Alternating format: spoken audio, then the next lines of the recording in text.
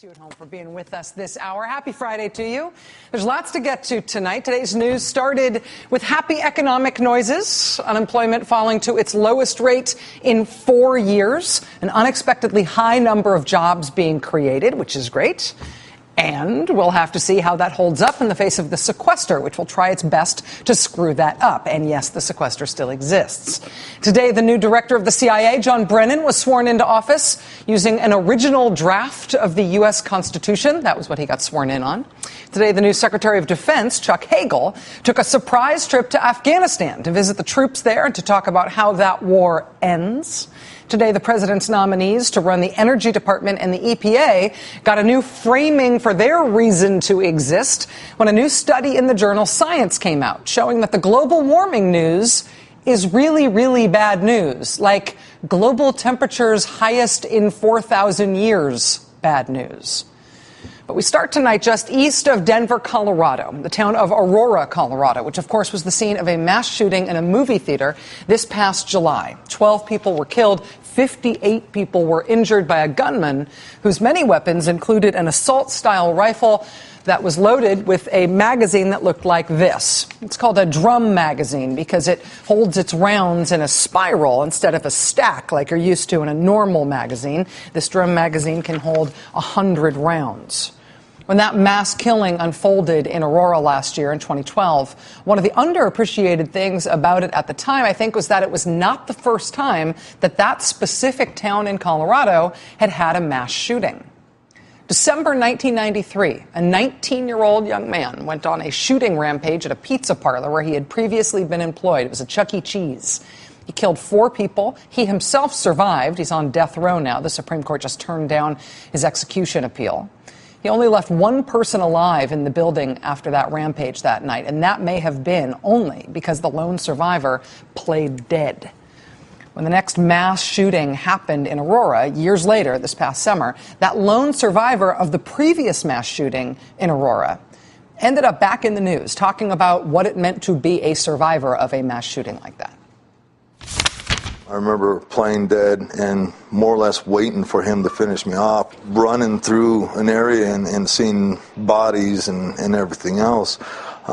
Those are images that you'll never lose. Those will stay with you no matter what. Why am I still here? Why didn't I do things differently? Why couldn't I have been more help? The mass shooting that he survived in Aurora, Colorado was in 1993. The other mass shooting in Aurora, Colorado, which killed 12 people, happened 19 years later. In the intervening years, Colorado also saw, of course, the mass shooting in Littleton, Colorado, at Columbine High School, which left 15 people dead, including the 2 gunmen.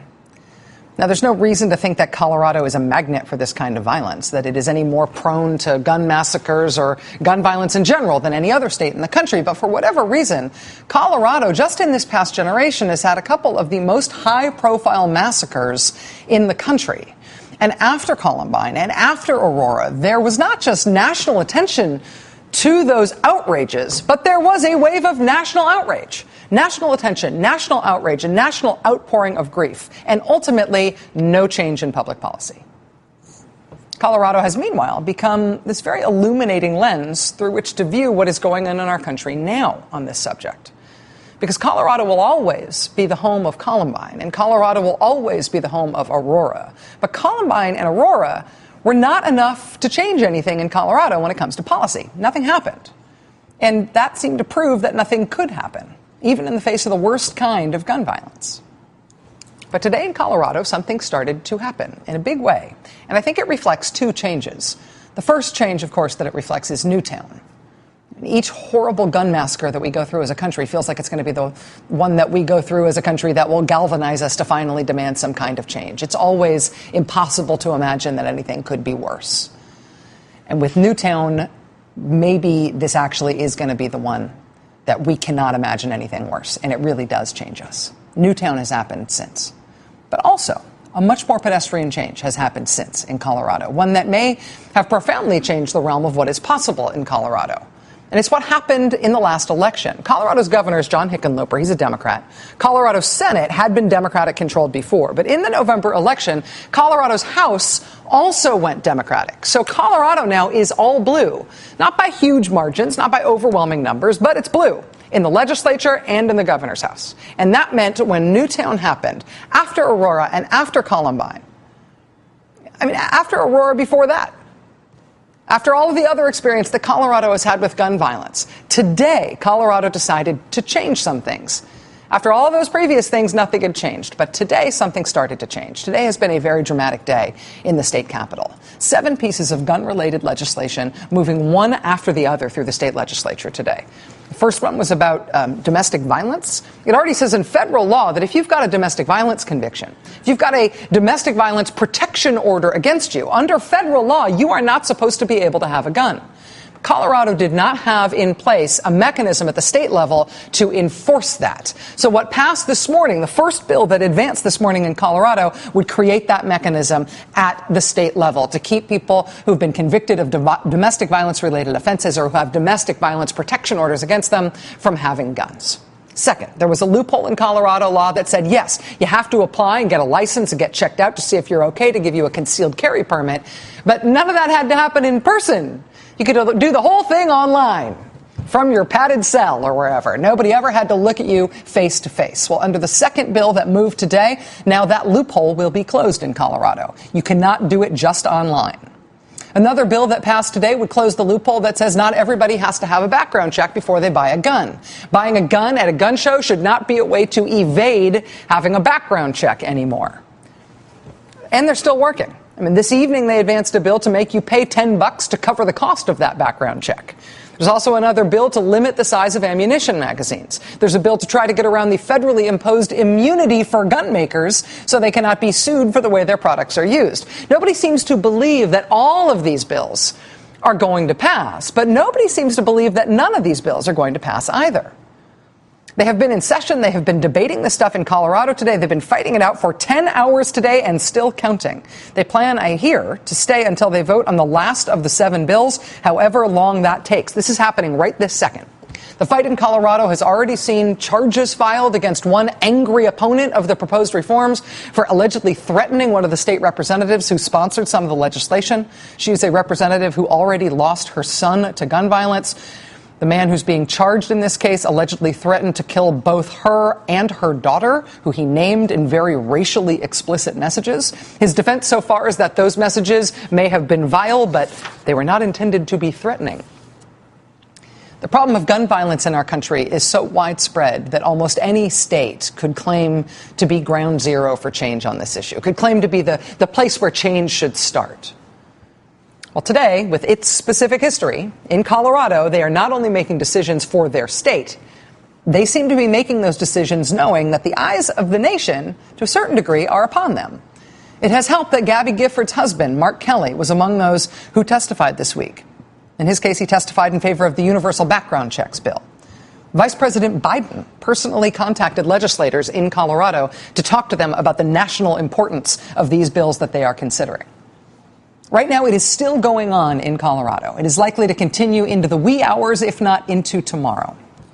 But we are joined live right now from just outside the Senate chamber by Colorado Senate President John Morse, Democrat of Colorado Springs. Senator Morse, thank you so much for being here. It's really nice to have you here.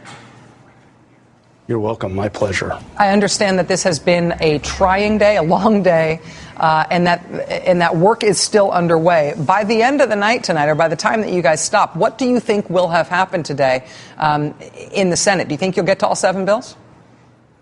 I do think we'll get to all 7 bills, and I think we'll pass most of them. I think by the end of today, we will have passed a comprehensive package that in the long run will make Colorado safer and will blaze a path for the whole country to follow.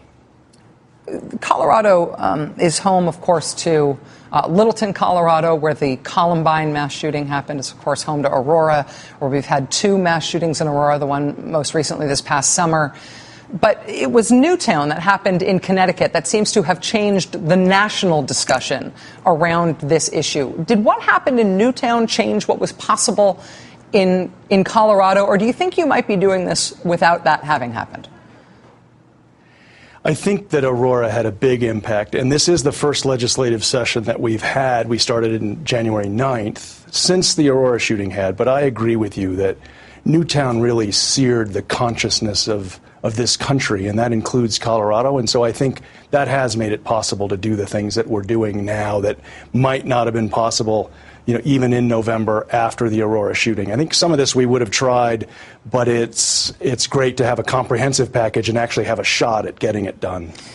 The other thing practically that is making this possible, we all know, is that Democrats have control in the state Senate and Democrats have control in the state House, and that there is a Democrat in the governorship in Colorado. And that's a political reality. But I wonder if you can think about this in sort of meta terms, not just in terms of what's possible, but what ought to be. I mean, it doesn't seem like you're getting Republican support for this package. It seems like you were able to do this because you've got Democrats in the numbers that you need to have them. Does that surprise you that this has ended up being so crisply partisan, that there isn't more crossing over? It has surprised me. I think it is important to make the distinction. There are Republicans that support this in the state of Colorado. There aren't any that are elected and here under the gold dome. I do think Republicans support what we're doing in large numbers. I think there are NRA members that support what we're doing in large numbers, but there aren't elected Republicans, and that is frustrating. In terms of understanding why that is true and whether that might ever change, can you describe a little bit about the atmosphere around this debate? I mean, I've been following in the Denver Post and some of the other Colorado media the coverage of this one man who's been charged now with threatening two state representatives. And I know that there's been some real intensity rising to that potentially criminal level. But has there been a lot of has the pressure been intense? The pressure has been amazingly intense. And there's actually a better example, I think, than what you're talking about with emails that are threatening and rise to the level of criminality. There's actually one of my senators that lives in a town that still has a newspaper, a pretty good-sized newspaper, that like 85% of the folks in her district read. And the general manager of that newspaper sent her an email that said, "I'm the general manager of this newspaper. I'm the one that controls the newsroom. I control which stories get done and how those stories get done. And I don't like these bills." So he threatened her with how he's going to cover her, and then followed through, really. She was in the paper and on the front page for a week, practically a week straight, and including with pictures that weren't very flattering, almost deliberately. So the level of intensity here is really profound, both with respect to emails, some of which, like you say, rise to the level of criminality, some that are just mean and nasty. I mean, I personally have gotten some that have words in them that rhyme with fire truck. But we've also seen lots of threats, but mostly to either women or people of color. I haven't personally gotten any threats in my emails, but the level of intensity is profound on so many different levels. Given that, what advice do you give to your senators in terms of coping with that? And as the rest of the country watches Colorado go through this process right now, do you have any advice or anything that you've learned from this process about how to get through it? Well, and the biggest piece of advice that I give to my members is the piece of advice that I got from Abraham Lincoln. And he didn't read the papers because he didn't want to be mad at people. He wanted to just be able to do what he needed to do. And he still tapped into public opinion, but he didn't worry about what the newspapers were writing about him and what was going on in the opinion pages. And that's what I tell my senators as well, even though, at this point when you're getting thousands of emails, you can't read all of them physically anyway. But we just have to stay away from some of this toxicity. We get the point that some of these folks think their Second Amendment rights are being abridged. And even though we know darn good and well that's not true, it's not worth getting into that argument with them. And so just move along and don't read any more of these than you absolutely have to, because it will wear on your psyche, and it has weared on my psyche. But I'm very proud of my caucus and the way they've stood up and gotten this done. John Morse, Colorado Senate President. I have a feeling it's going to be a late night yet. Thank you for taking time to talk with us tonight. Stay in touch. Thank you for having me. Thanks very much. All right. Lots to come on this fine Friday night, including the political importance of keeping mummies around under glass. That's coming up. Friends, Romans, countrymen, lend me your ears. We do not give up. Expect surprises. Subscribe.